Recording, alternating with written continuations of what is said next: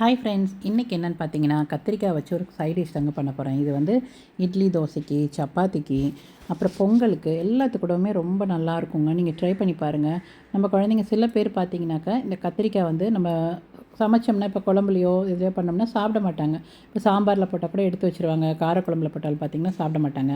சில பேர் கத்திரிக்காய் ஃப்ரை இந்த மாதிரி பிடிக்காது பசங்களுக்கு. அவங்களுக்கு வந்து இந்த மாதிரி நம்ம சட்னி மாதிரி பண்ணி கொடுத்துட்டோம்னு வச்சுக்கோங்களேன், அவங்களுக்கு அது வந்து கத்திரிக்காய்னே தெரியாது.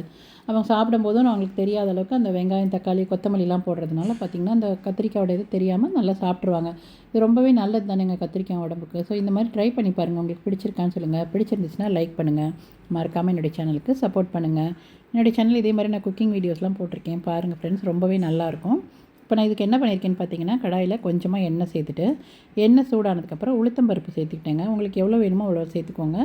நான் வந்து 2 ஸ்பூன் சேர்த்துக்கிட்டேன். அதுக்கப்புறம் அதில் கொஞ்சமாக இஞ்சியும் பூண்டும், இஞ்சி கொஞ்சமாக இருந்தால் போதும், பூண்டு இதையும் நல்லா பொரிய விட்டுருங்க. பொரிஞ்சதுக்கப்புறமா வரமிளகா சேர்த்துக்கலாம். வரமிளகா காரத்துக்கு ஏற்ற மாதிரி ஒரு 6-7 மிளகா சேர்த்துக்கோங்க.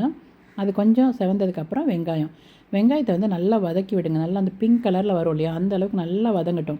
அதுக்கப்புறமா கத்திரிக்காய் சேர்த்துக்கலாம்.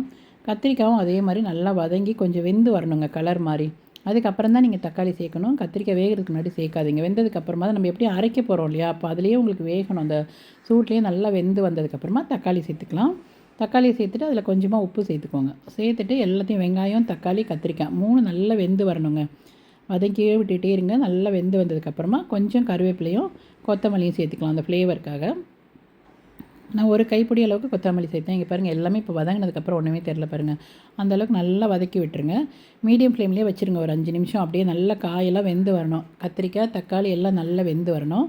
கொஞ்சமாக மஞ்சள்தூள் சேர்த்துக்கோங்க. சேர்த்துட்டு, ஏன்னா கத்திரிக்காய் சம்டைம்ஸ் நம்ம அரைக்கும் போது எப்படி இருக்கும்னு தெரியாது இல்லையா, அதுக்காக உங்களுக்கு கொஞ்சமாக சேர்த்து நல்லா வதக்கி விடுங்க. இங்கே பாருங்கள், கத்திரிக்காய் நல்லா வதங்கிடுச்சு. நான் இப்போ எடுத்து காட்டுறேன் உங்களுக்கு.